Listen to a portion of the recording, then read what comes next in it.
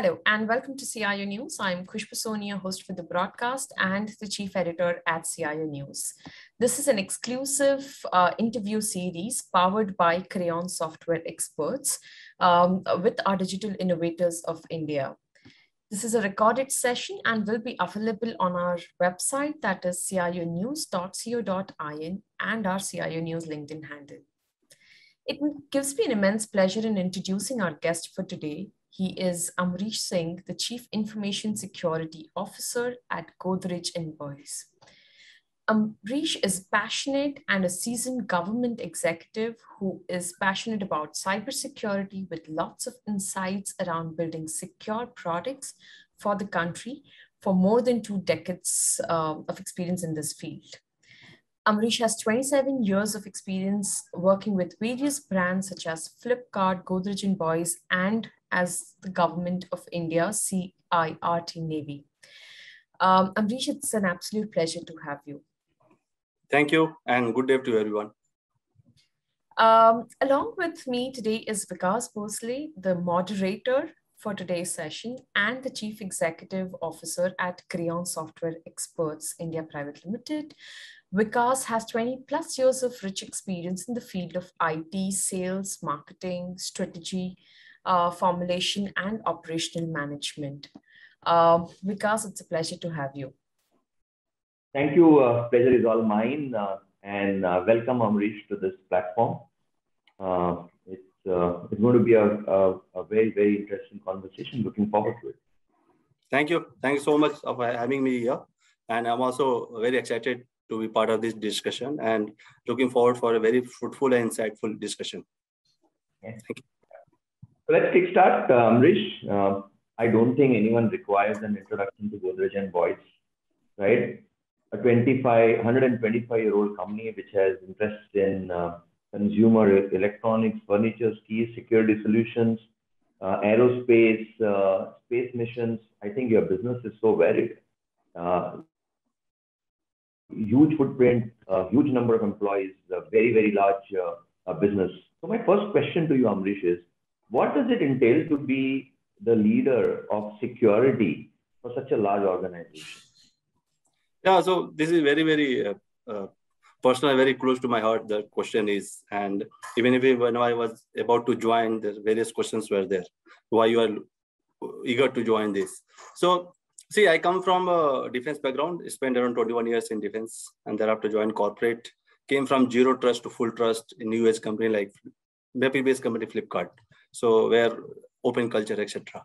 So when I looked at the Godrej & Boyce, it is the very old mix of old technologies, old manufacturing processes, and then they're leveraging new technology to go further. And then we have the employees, those are core to the organization. And it was very overwhelming to see that employees at Godrej & Boyce had spent a lot of time at the GNB. On an average, 10, 15 years, 20 years, people are there.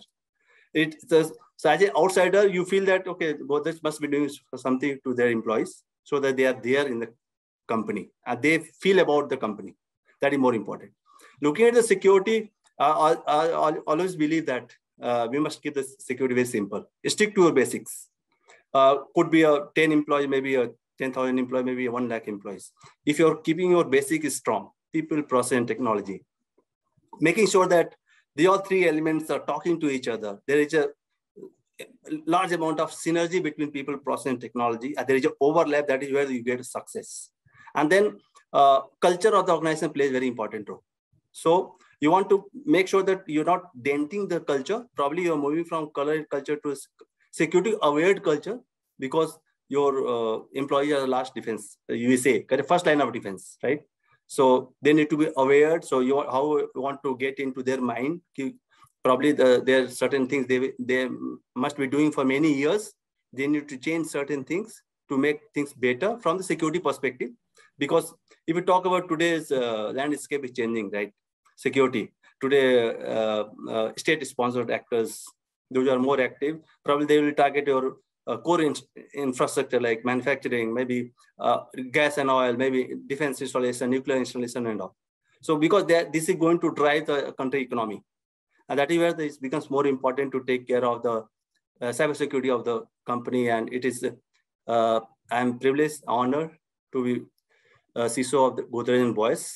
And yeah, and I think I spent around close to 5 months, and the journey has been great so far. That's wonderful.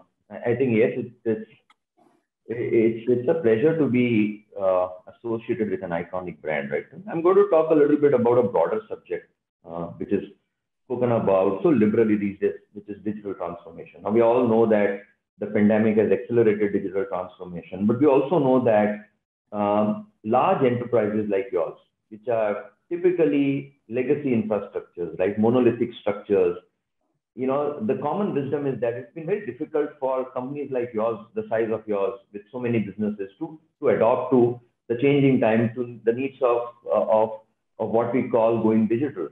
So my question to you is, to begin with and kickstart it, how have you embraced this whole concept of digital transformation? What are you doing at Godrej? And if you can then kind of take that forward and say, what are the success factors for companies who are looking to embark on this journey? Yeah, sure. I think this is a very relevant and a practical question. As you said, we are 125 years old, and there are processes, there are technology. But I'll not hesitate to say, the people might say outside in view, Godrej may not have a technology, they may not be tech savvy, etc. But they are very, very tech savvy. Okay, they are using newest technologies. Okay, now there is a opportunity in today's world. Like you talk about newest companies, how they are leveraging the current opportunity in the market. Talk about e-com world, Flipkart, Amazon. Talk about Paytm, PhonePe, Google Pay, etc. Zomato. You talk about Swiggy, etc. Newest company, new business model. What they are doing, they are leveraging the technology to grab the market because there is opportunity.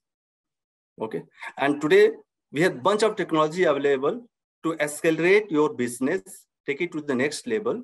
And those technologies are nothing but the digital transformation technologies. Okay, so I'll name few. I'll not talk about what we are doing in specific, but talk about cloud. Okay, cloud is a disruptive technology. If somebody feel that they can do digital transformation, or maybe leverage the power of the technology by being in-house, probably there might be use case, but the power of cloud is enormous. And it may vary, adoption of the cloud may vary from org to org, but there are a lot of elements. They can take your business to from what you are today to the maybe 4 times, 10 times ahead in very near future, and very, very high TCO kind of return. Okay, talk about RPA, talk about bot, talk about IoT world. Okay, newest people, they want to have a very automated home. Okay, they want to look for a smart camera. So if you want to have a smart camera, you need to have a smart manufacturing. Okay, that is where the IIoT and CIoT comes into play. Okay, so these are the disruptive technology. I think most of the traditional manufacturing and maybe what are the modern age manufacturing companies are using it or in the process of using it. But that is where they are looking at, and that is where the business is going to, because there is a market, there is a competition, and there are product, but that could be a very less product, and there is a lot of opportunity. If you don't ride onto that, probably there is a loss of opportunity. Okay, and the TCO probably during initial assessment, we talk of Big Four and all, they're able to showcase to you if you get into a transformational journey, what will the TCO, how long, how quickly you can achieve that, and what is the benefit financially and organizationally and customer base, etc. You will achieve very quick time. So that is probably the leaders are able to see that upfront, because there are a lot of models, there are a lot of success models in front of everybody, and they're able to correlate that if you that this is the what kind of journey they have gone through, and probably you'll also be able to leverage that. Because your all the basics are very strong, correct? You know what you want from the market, what you want, what your customer wants, correct? If you know both the things, you know how to leverage the technology to get this enabled quickly in a smarter way. Yeah. So yeah, so digital transformation is enabling business today, and I just spoke to you. I just told today's newest companies, they have used technology to create their space. Correct. They created the space. Otherwise, 6 years before, nobody was thinking, or 7 years before, nobody was thinking about something like Paytm will come, right? Maybe PhonePe was not existing, maybe Google Pay was not existing. Correct. Today, hardly, I don't know, last time when, maybe 2 years back, I had withdrawn cash from the bank. I just do in Bangalore, you do all online transaction. Even if Sabjiwala takes card and PhonePe, Paytm and all. This was not, you cannot think this around 7 years, 8 years back, correct?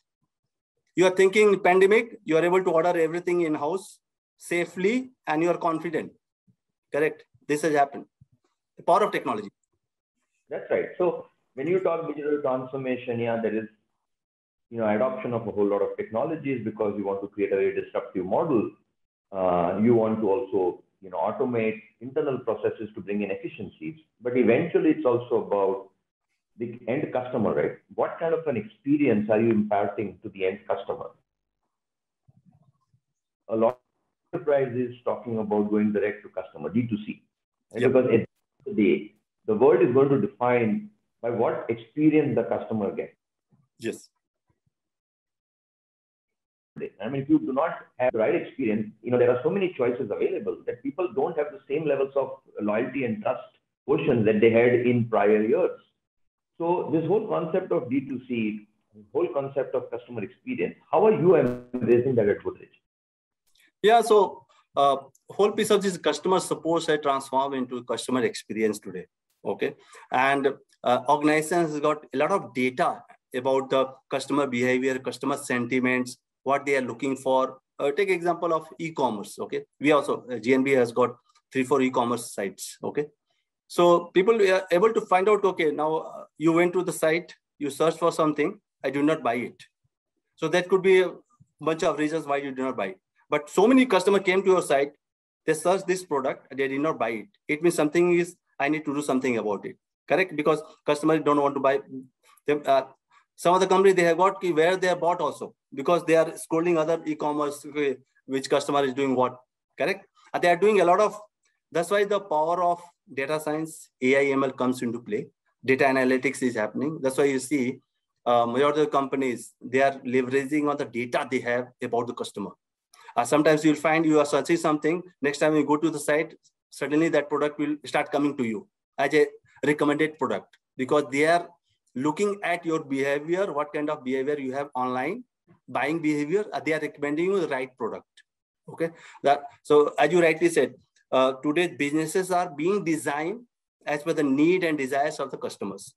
Even if people are designing their product, their businesses may B2C and B2B, based on the zones, based on the, you have cities, like that, there could be a separate offerings for the maybe tier 3, tier 4 cities. There could be a separate product offering for the tier 1 cities, because demands are different. Okay. If you talk about, take an example, today tier 3 and tier 4 cities, they are looking for a LCD TV, they are looking for the bigger fridges, because they have fridges 10 years, 15 years old. They want to replace that. They have an older TV, they want to replace with a smart TV. Correct. So and the anxiety is there. In tier 1 cities, everyone has that. Correct. Now they want to go for the smart product I talked about. They want to a smart chair. Like you're sitting, after some time, after 30 minutes, you get an alert, hey, please get up, because you have been sitting for 30 minutes.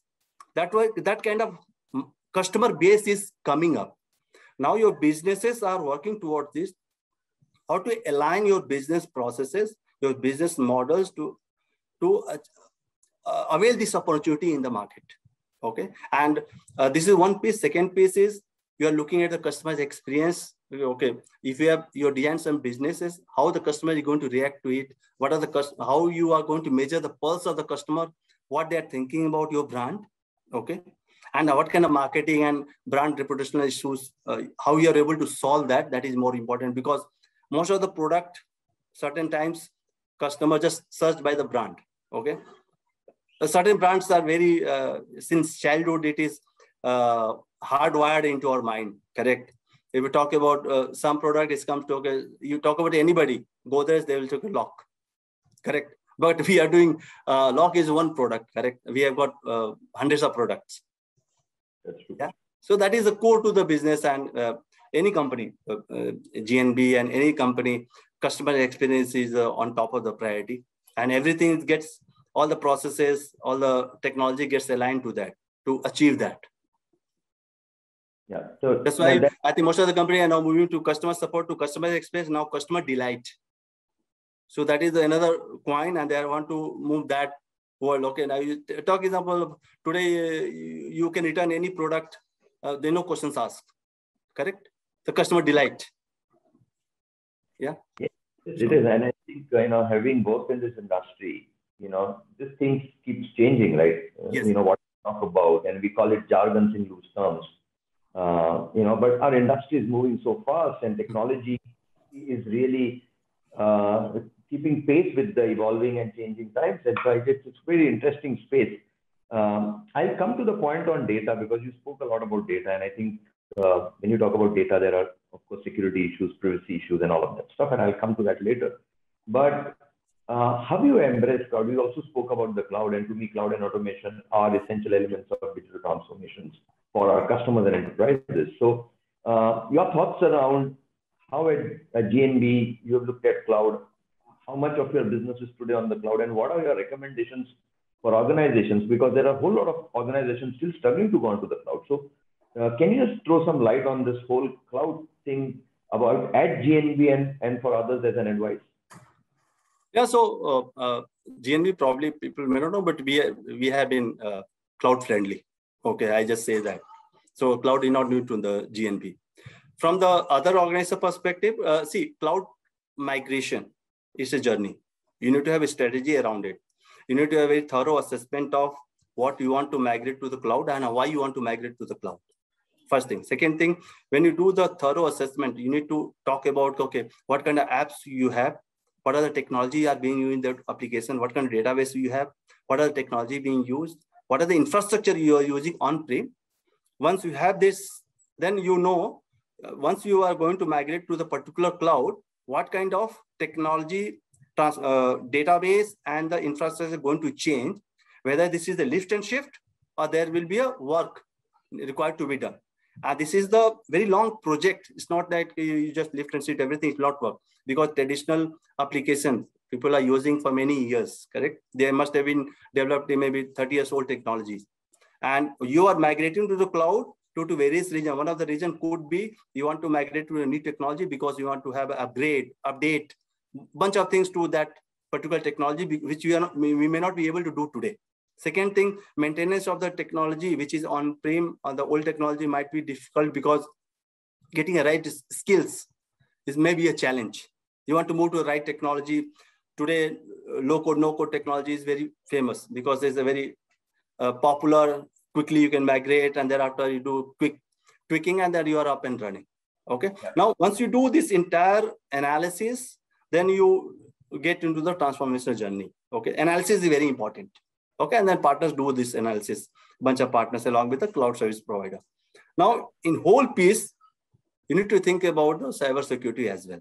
Okay. I think then probably you need to understand, okay, from the data security or data flow perspective, okay, what kind of data you're storing on-prem, what kind of data are moving to the cloud, and where it is moving. Is there any compliance and regulatory requirement you have that your data cannot move to the cloud, or you cannot move to the, maybe out of India, something like that. And that entire analysis has to be done. That's why I said you need to have cloud adoption, maybe cloud transformation strategy around it.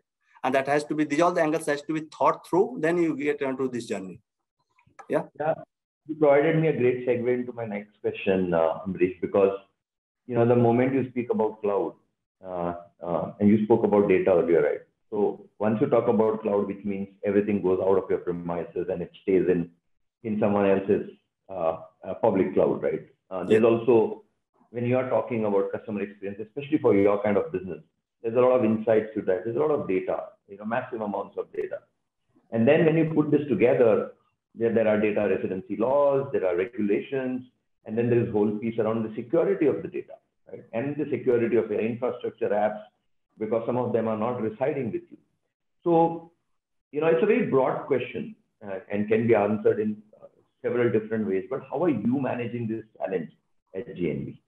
Yeah. So I think this is a very, very important questions and very relevant today. If you talk to anybody, they are talking about privacy law, etc. Okay. So see, every organization may not have a very compliance requirement to meet certain things.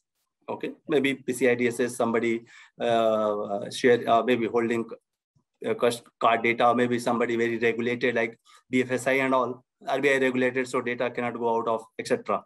Okay, it's very important to do your complete data flow analysis.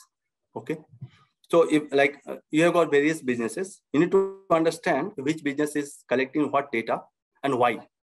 And it is customer, it is your partner, it is an employee, or what kind of data you're collecting, and what are the data you're collecting, and what is the purpose, where you are storing them, okay, and what are the security measures you have at the data at rest, data in motion, data in use. Now, same thing when you go for the cloud transformation journey, you're migrating to the cloud, things become little complex, okay.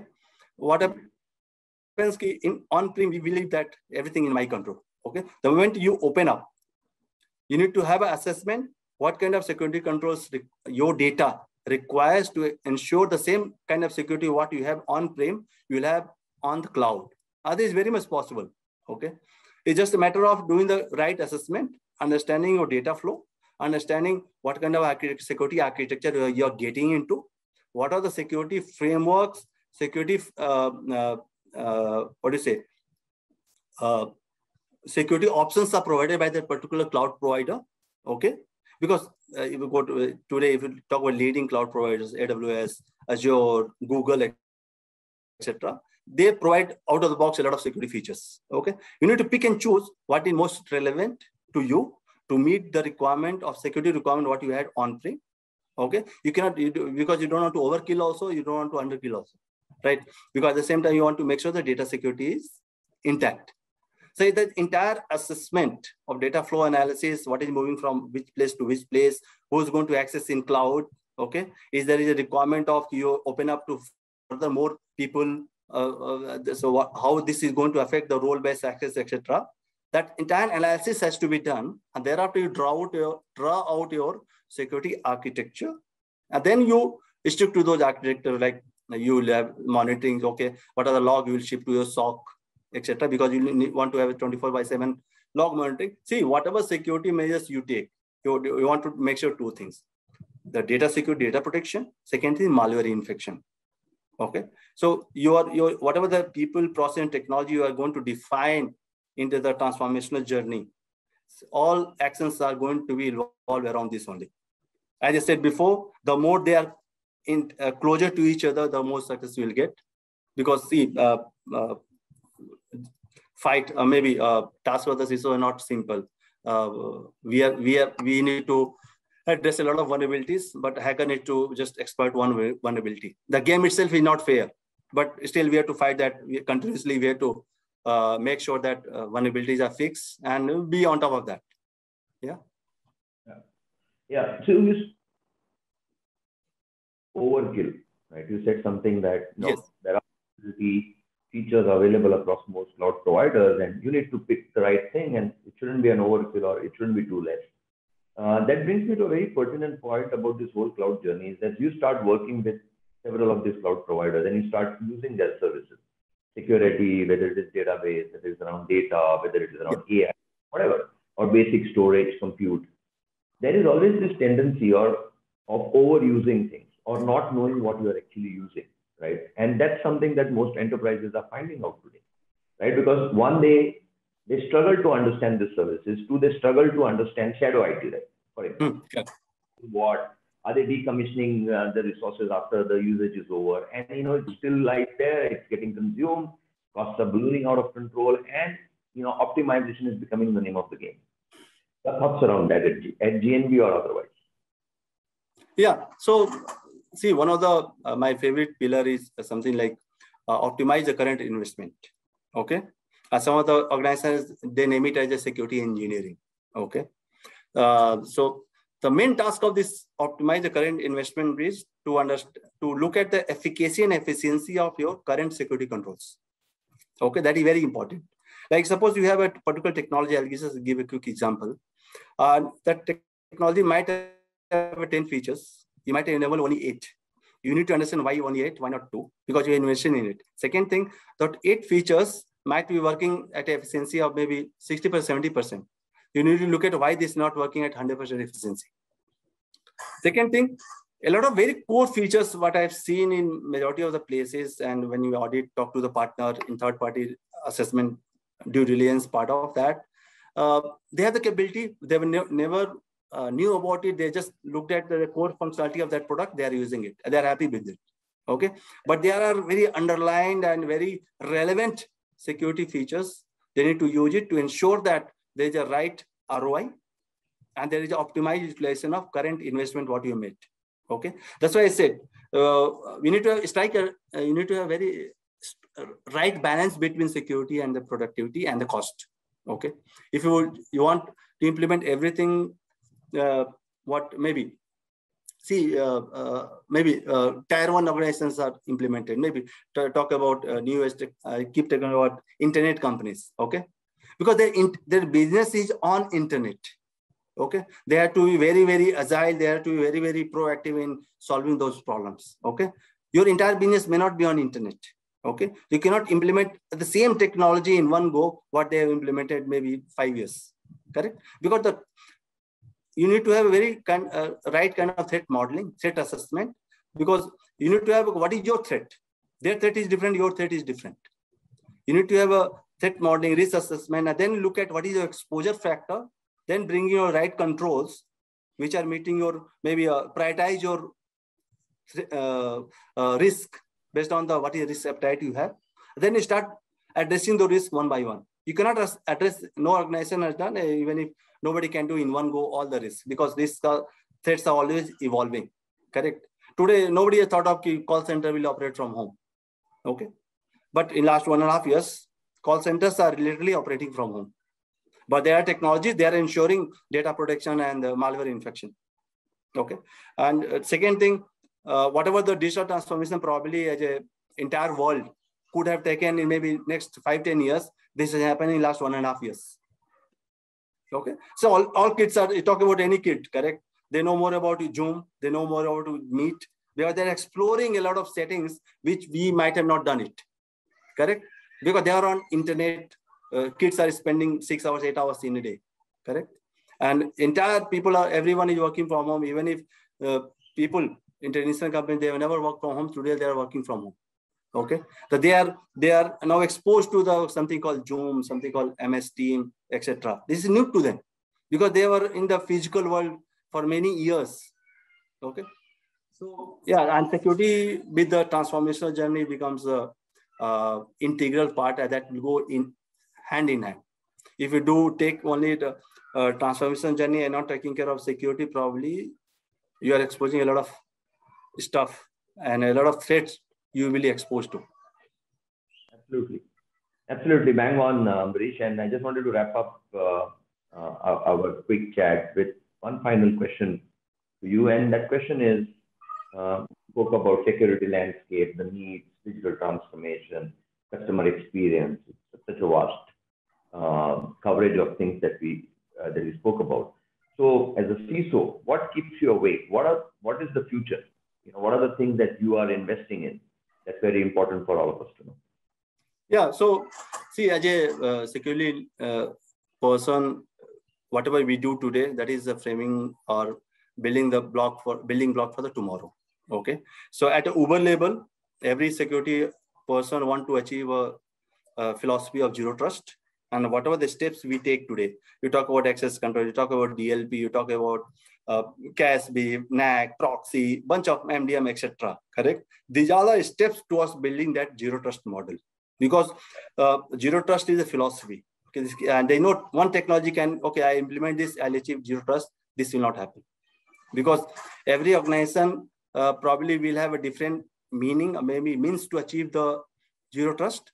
But ultimately, what we are trying to achieve is, at any given point of time, somebody trying to access something, and who is the user you want to authenticate, whether this user credential compromised or not. You want to have that information on the fly. Second thing, you want to have information about his device, which device he is coming from, what is the current status of his device, whether this device is infected, whether the device is vulnerable, etc. And thereafter, based on these two parameters, you want to give this parameter to somebody, maybe some intelligent device, he should take a decision, okay, allow him as normal access, or give him, earlier he might have a maybe admin access, might have a edit access, give him read-only access, give him a normal user access, or deny him access, or challenge him something else so that you want to re-verify that he is the user. This is the ultimate aim of Zero Trust. That is how this is going to work. So this is the multi-year journey. I think a lot of technologies are coming in, a lot of processes are being built around it. But again, I said, we need to stick to our basics. If basics are strong, you will be able to achieve anything. Stick to your people, process, technology, make them, let them complement each other. So they will give the benefit of power of what they have, for what they were built for. Yeah. Thank you. Wonderful. Yeah, and that's so good to hear. Pretty honestly, we are running out of time, so I'd like to close shop here.